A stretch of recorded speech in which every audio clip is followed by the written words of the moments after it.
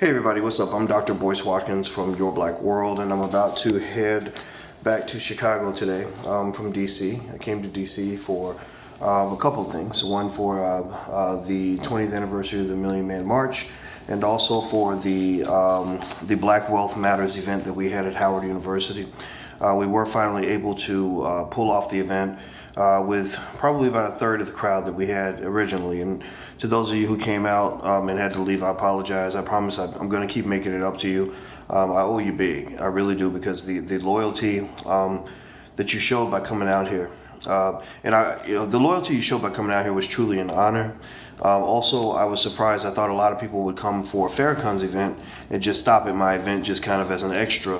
And there were a lot of people who said they specifically came from my event, so that made me feel even worse. But it also made me feel good to know that you guys are vibing with some of the things that I'm saying. Again, your job is not to agree with everything I say. My job is not to tell you what to think. My job is to encourage you to think for yourself. That's what I'm supposed to do as a professor, as a teacher, as a supporter, mentor, whatever it is that you think that I might be for you, or a friend, or any of those things. I'm just here for you, and I love you, and I want to say thank you. The last thing I want to say real quick is I just read today about Raven Symone and this thing about her saying Raven on The View was saying that she would discriminate against somebody who had quote unquote a ghetto sounding name.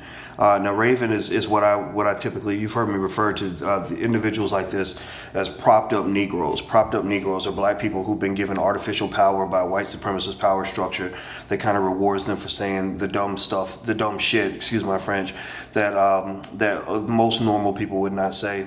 I find it very interesting too that Raven is part of the LGBT community. So if anybody should know, this kind of ridiculousness doesn't make any sense, then she would probably be at the top of the list. She should be at the top of their list.